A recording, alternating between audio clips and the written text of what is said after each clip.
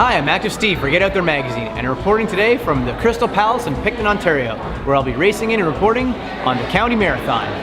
My parents started the race 11 years ago. They were the ones that sort of put this out there, and they are both avid runners. We're a large race in a small community, so everyone gets to meet me and all of our major sponsors and volunteers, and we're really a tight-knit community, so I think that sort of sets us apart. It's almost the flattest Boston qualifier, with the exception of our final hill. That sort of throws everyone down.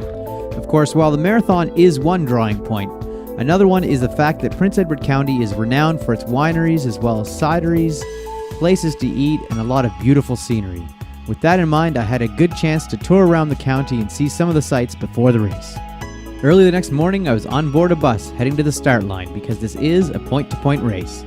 Luckily, we got to stay warm and sheltered inside an arena before the race got underway. So we're still about a half hour before the race, but we've got a nice indoor facility here with a track so people can warm up and get ready for the marathon. Weather is a little overcast today, should have some high winds, but all in all, it should be a pretty decent day for running. The start line for the race was located in Wellington, Ontario, and the race got underway promptly at 8 a.m. At this time, the full marathon participants as well as the relay participants started their race. We then made our way through Wellington itself first, before heading off into beautiful country roads. And in fact, with these slightly overcast skies and the sun and a bit of blue sky as well, it made for a very beautiful sight.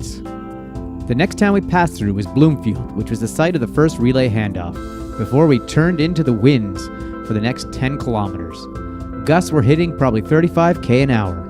The next highlight was hitting Sandbanks Provincial Park, which is the area where the half marathoners were starting, and they were all assembled getting ready for the event. Luckily, it gave me a chance to wish good luck to my wife, where we were celebrating our first anniversary. Then it was back onto the roads and some more beautiful scenery with the fall colors in effect and the leaves lining the ground. Everyone taking part in this year's event got a nice pair of running socks, a long-sleeve technical running tee, as well as a few other goodies in the bag. The final 17 kilometers of the race course had wind at our backs, which was a nice relief. It took us all the way into Picton, where, although the crowds weren't very huge, they were incredibly supportive, which was really great to take us all the way through to the finish line. Shiny blanket keeps me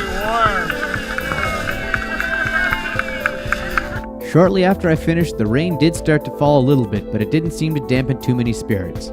However, it was getting a bit chilly, so it was nice that they provided us those blankets at the finish line.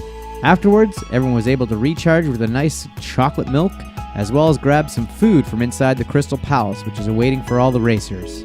There was also some beer on offer too from Barley Days Brewery, a local brewery. And finally, if you were curious, you could check the live results and see if you were winning any prizes.